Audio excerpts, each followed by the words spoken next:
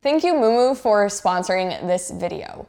With people like Jeff Bezos and Elon Musk always in the news all over Twitter and as the idols of hustle culture Instagram accounts, there's been a lot of discussion about how the 1% actually made their money and how they stay that way. Much of how the 1% is able to keep their wealth is by having a disciplined way of managing, investing, and saving their money. Although most of us won't become billionaires in our lifetimes or anywhere close to that, there are 10 financial habits that the 1% practices that you can start implementing into your own life. The first is to have a clear vision. You'll rarely see a self-made millionaire that randomly stumbled into their financial positions. Most of them took deliberate action to improve their financial and business lives, and they did it based on long-term goals. Setting some sort of financial goals is a really good foundation to have when you are trying to manage your finances. It drives you to take that first step in the right direction and to continue down that path. It's important to take some time to really think about what you want to achieve with your money. Ultimately, it's just a tool for you to use however you want, but setting those long-term, bigger picture goals can really help motivate you when you're having trouble sticking to your financial goals.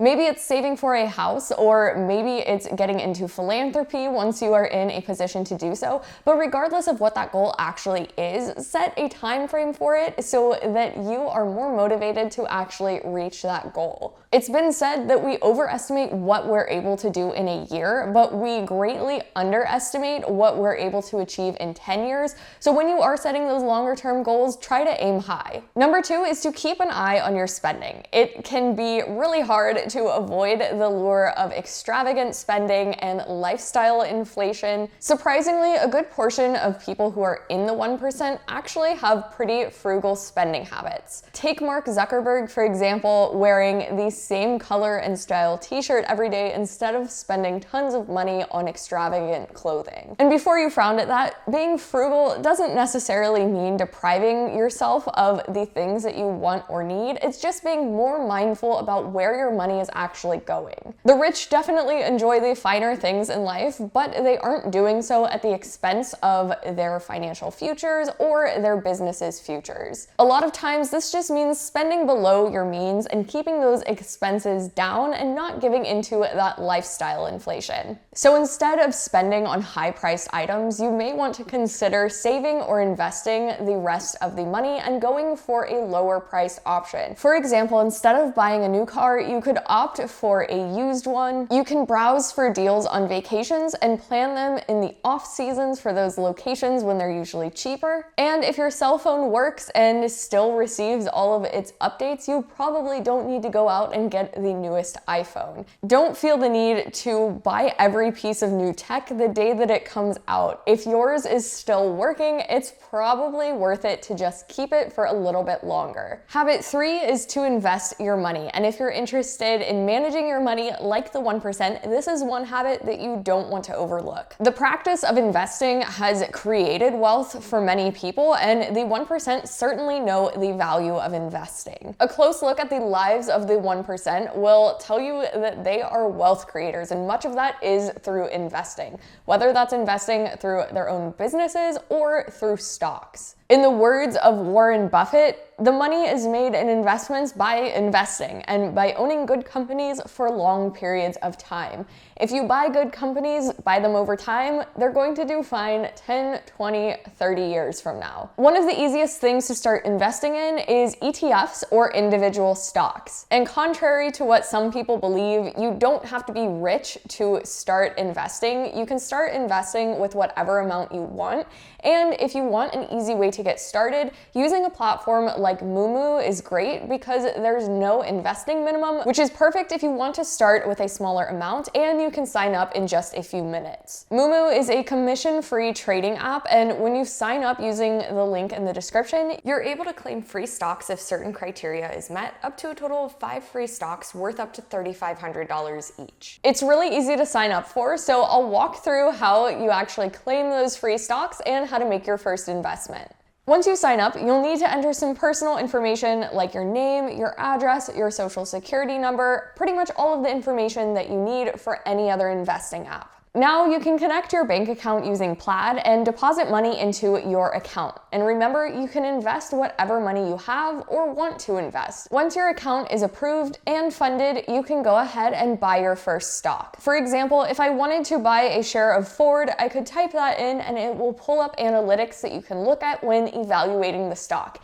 If I decided that I wanted to buy it with a market order, I can put in the quantity and press buy. If I wanted to claim those free stocks that I got, I would need to go back to the main screen. And from here, you'll be able to access those free stocks that you get, and you'll be able to claim them from this same screen. To sign up for Moomoo, make sure you use the link in the description, and when you open an account, you're able to claim free stocks if certain criteria is met, up to a total of 5 free stocks worth up to $3,500 each. Habit number 4 is to start using a reverse budget. So this basically is just paying yourself first, but it's a budgeting method that a lot of wealthy people do use. So what differentiates this from any other sort of budgeting is that instead of tracking your expenses or setting certain goals for expenses, what you're really doing is setting aside money first for things like saving and investing. You're basically creating a spending plan that makes sure that you allocate money towards your future and towards your savings and investing goals. So to use this method, you would make it a priority to first put money into your savings and investing accounts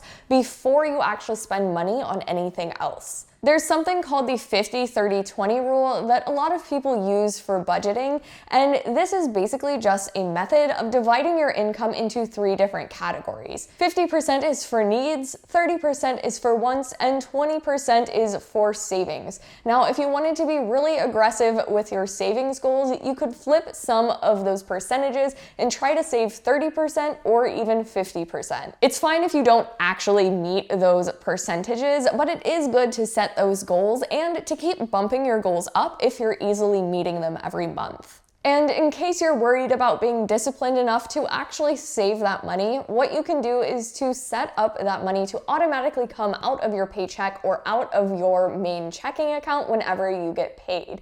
That way, the money always goes to saving or investing, but you don't actually see that money before it comes out of your account. Habit 5 is to learn to keep an emergency fund. As the name implies, an emergency fund is just a stockpile of money that you keep that you would be able to use in case of an emergency. Financial gurus and experts and people who write financial books and all of that fun stuff usually recommend that you keep somewhere between 3 to 6 months of expenses, or if you are self-employed, keeping a little bit more, so more like 6 to 8 months of expenses saved up in an emergency fund. This will help you cover things like losing your job, or if you break a leg or get into a car accident. But if you are someone who is already saving and investing, why might you want to keep a separate emergency fund?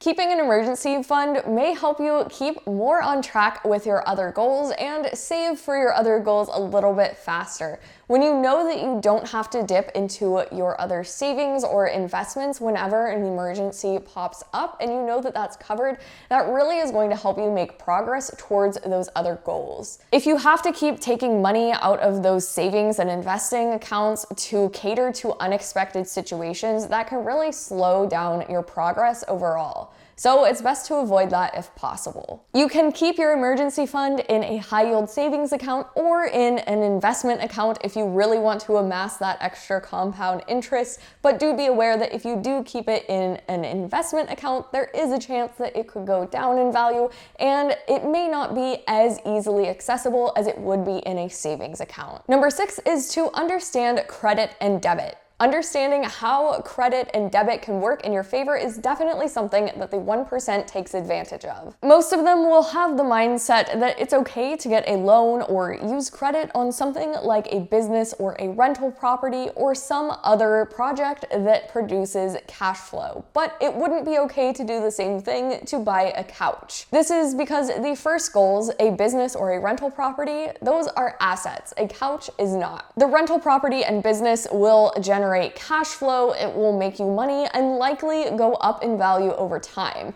The couch will probably do the opposite. And as far as credit cards go, a lot of them know how to leverage those credit card points and credit card rewards. Many rich people will use credit cards that give them travel rewards or points or money towards their business expenses. Chances are when they're taking those extravagant vacations, they're offsetting a lot of those costs by using those credit card rewards points that they've amassed from their everyday expenses. If you decide to look into using credit card points to your advantage, it's a good idea to choose a card that goes well with your usual expenses. For instance, if you spend more on travel regularly, you may want to choose a card that offers 4 times the points on travel expenses. Or if you're someone that spends more money at a grocery store, it may be a good idea to go with a 2% cash back option.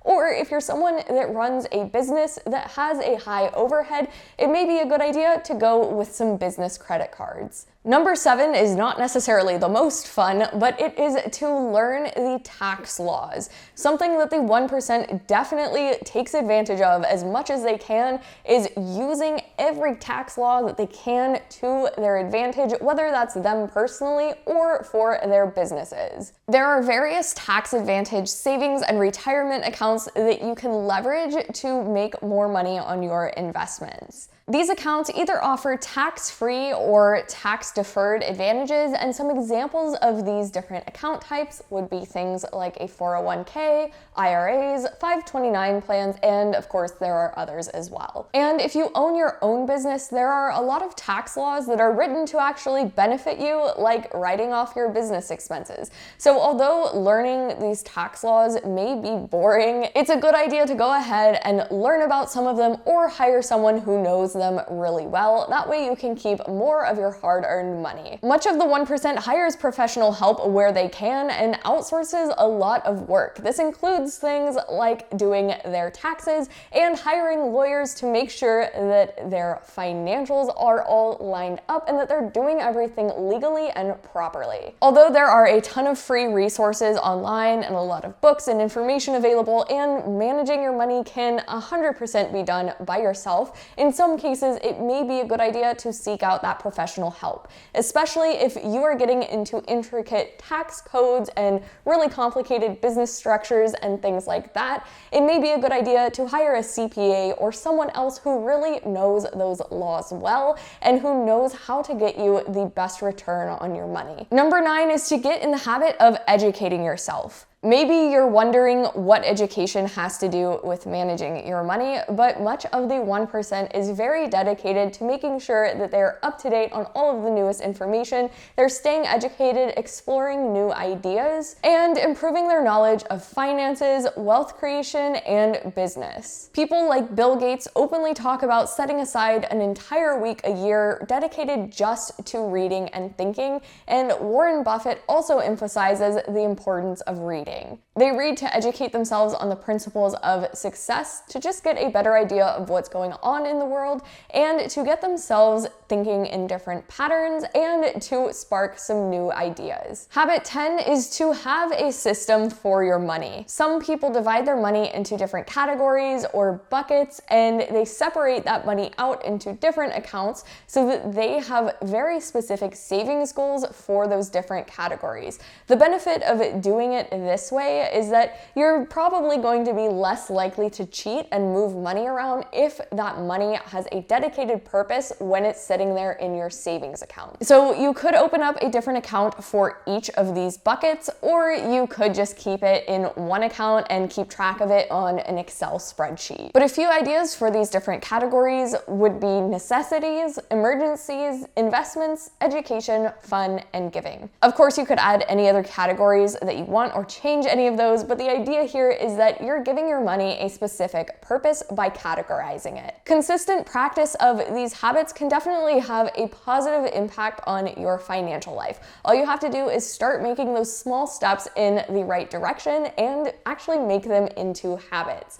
So to take your first step, go ahead and sign up for your investing account with Moomoo using the link in the description. For a limited time, you'll receive 5 free stocks worth up to $3,500 $100 each when you create an account and make a deposit. So check out that link to claim those free stocks, and I will see you guys in the next video.